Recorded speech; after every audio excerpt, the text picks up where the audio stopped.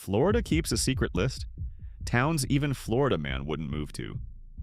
Today I'm ranking the 12 most hated towns in the entire state. Not the touristy, worst neighborhoods clickbait, the real ones. Towns where a state audit called the city government essentially unfixable. Where a sinkhole opened under a man's bed and swallowed him inside his own house. Where the sky turns black for half the year because a billion-dollar industry is legally allowed to set entire counties on fire.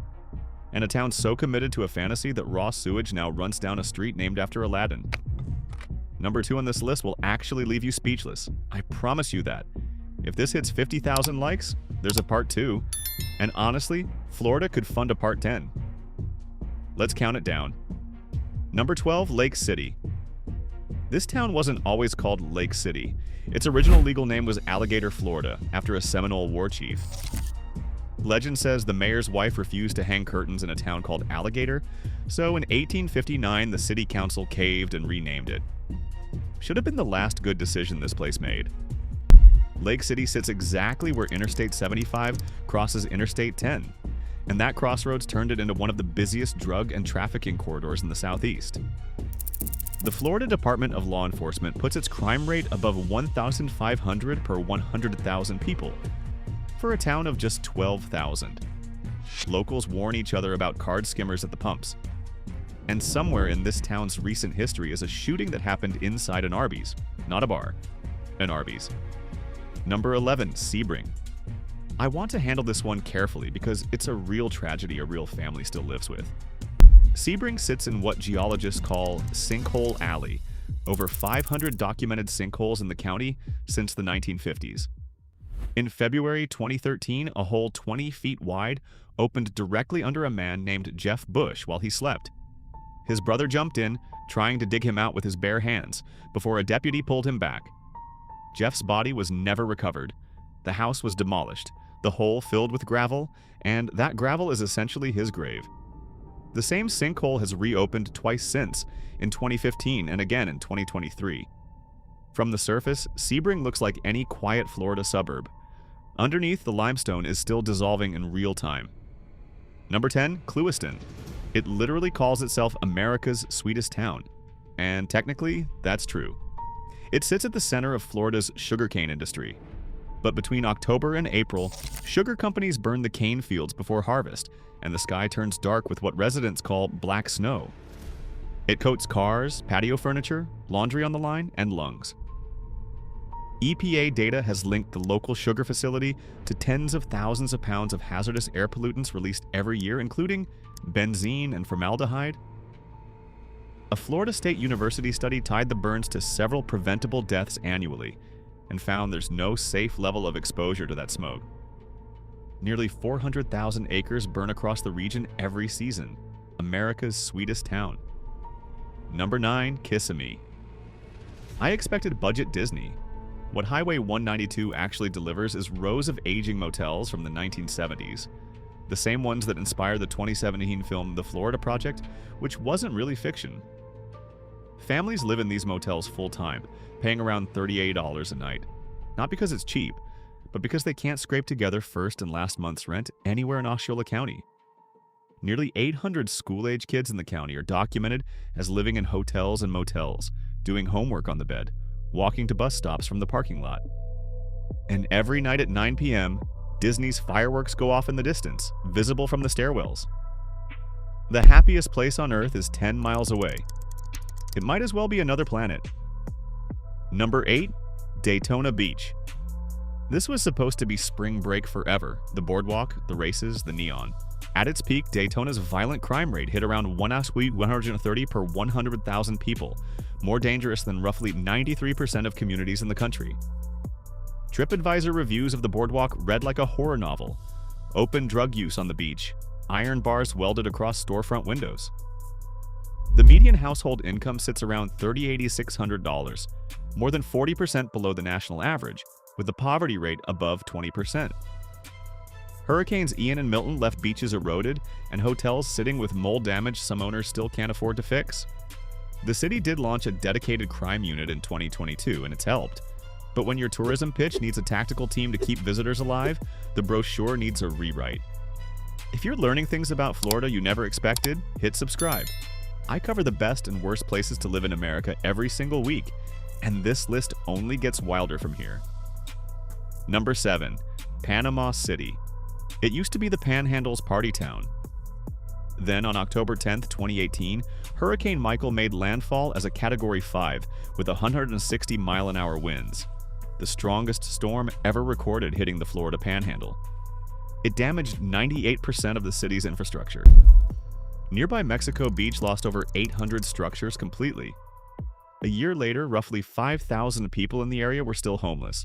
1 in 6 insurance claims was still unresolved, and schools had lost more than 1 in 8 students whose families left the state for good.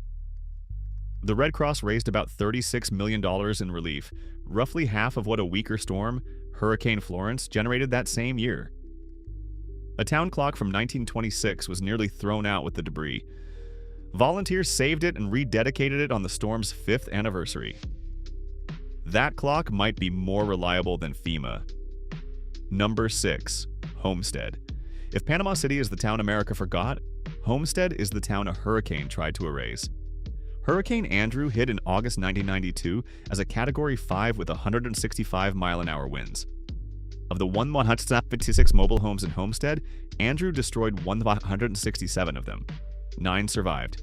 The local Air Force base was leveled. Half the town's population left in the months after, and many never came back. Today, the poverty rate still sits around 18 to 23%, and the crime rate is higher than roughly 90% of Florida communities. Median home prices have climbed past $400,000, which sounds like recovery until you realize wages never caught up. Homestead rebuilt. It survived. It never fully came back. And every hurricane season, the whole town holds its breath again. Number 5. Immokalee. No hurricanes here, no sinkholes. Something quieter and arguably worse. Immokalee supplies a huge share of the winter tomatoes eaten across the country, picked mostly by migrant farm workers. Through the late 90s and 2000s, federal prosecutors uncovered case after case of modern-day slavery here. Workers held against their will, beaten, and forced to pick fruit for no pay. A former U.S. attorney called Immokalee ground zero for modern slavery in America. Today, the poverty rate hovers around 40%, among the highest of any town in the state, and the median household income sits under $20,000 a year. Housing is mostly aging trailers, several families crammed into one unit to afford rent. The workers who founded the coalition of Immokalee workers eventually forced major fast food chains into fair wage agreements, one of the only real wins on this entire list. Progress, but from about as low a floor as it gets. Number 4. Florida City. It's the last mainland town before the overseas highway carries you to the Keys, and most tourists blow through without noticing anything but a gas station. Probably for the best because multiple crime analyses put Florida City's violent crime rate as the highest in the entire state, around 2,290 per 100,000 people, more than 6 times the national average. The poverty rate sits near 41%. Locals have an unofficial town motto they'll say to your face at the pump: "Get gas and keep moving." It sits at the literal gateway to paradise. The Keys minutes away, the Everglades right there, and it's the last thing you see heading south and the first thing you see coming back. Thousands of cars pass through every day, windows up, doors locked. Number 3. Belle Glade. The beating heart of what locals call Muck City, 16,000 people, on the shore of Lake Okeechobee surrounded by cane fields. In the mid-1980s, Belle Glade earned a title no town wants, the AIDS capital of the world, with an infection rate reported at several times higher than New York City's. The stigma outlived the outbreak by decades.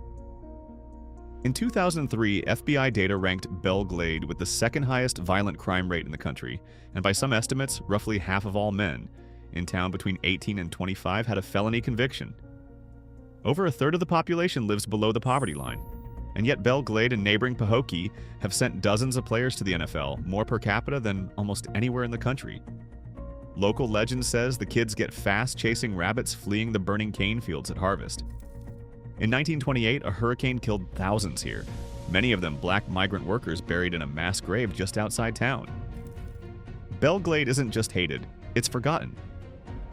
Alright, before we get to number 2, If you've made it this far, you clearly care about this stuff. Drop a like and subscribe. I cover the best and worst places to live in America every single week. Number 2, the villages. I told you this one would leave you speechless, and I meant it. This is the largest gated retirement community on the planet, over 125,000 residents, almost all of them over 55, connected by golf cart tunnels and bridges, with about 60,000 golf carts on the road. Kids can't legally live there. They visit on guest passes like tourists. You've probably heard the rumor a raging STD epidemic, loofahs tied to car antennas as a secret swinger code. It's a myth. State health data actually shows the area has lower STD rates than most of Florida. What's real is arguably stranger. Golf cart DUIs, frequent and genuinely spectacular. Arrest with blood alcohol readings nearly double the legal limit. A flipped cart in a roundabout with an open drink still upright in the cup holder. Someone busted running an illegal golf cart chop shop. Stealing carts and stripping them for parts in a retirement community. A couple arrested for public indecency on a utility box at a real intersection you can visit. The town's century-old downtown square was actually built in the 1990s. The history is a marketing product. The Villages isn't hated for being dangerous or poor. It's hated because it's a meticulously built fantasy, and something about that makes people deeply uncomfortable. Number 1, Opa-locka. Founded in 1926 by an aviation pioneer who'd just read 1001 Nights and decided to build an entire city around it. He designed it in Moorish Revival architecture, domes, minarets, arched doorways, and named the streets after the book: Aladdin Street, Sinbad Avenue, Sesame Street. It's still the largest collection of Moorish Revival architecture in the Western Hemisphere. Then reality arrived. By the 2000s, the poverty rate had climbed to around 30%. In 2016, the FBI raided Opa-locka's City Hall in a public corruption investigation tied to an $8 million kickback scheme. At least 7 people were charged, and the state placed the city under financial emergency oversight. A veteran administrator brought in to fix things eventually quit and called the situation essentially unfixable. The city's water utility became what local reporters described as an extortion racket. Workers shutting off residents' water, then demanding cash to turn it back on. And in a detail no fiction writer would dare invent, raw sewage flooded the streets of the city built to look like a storybook, running straight down Aladdin Street. Residents actually voted in 2017 on whether to dissolve the city entirely and hand it to the county. It didn't pass. In 2026, Opa-locka held its centennial and revived the Arabian Nights Festival after a 20-year hiatus. A city literally designed as a fantasy, still standing, still fighting, still named after a fairy tale. That's the list. 12 towns that earned their spot for very different reasons: sinkholes, hurricanes, corruption, and one very committed retirement community. If you want more honest breakdowns of the best and worst places to live in America, subscribe and hit the bell. Let me know in the comments which one shocked you the most. I'll see you in the next one.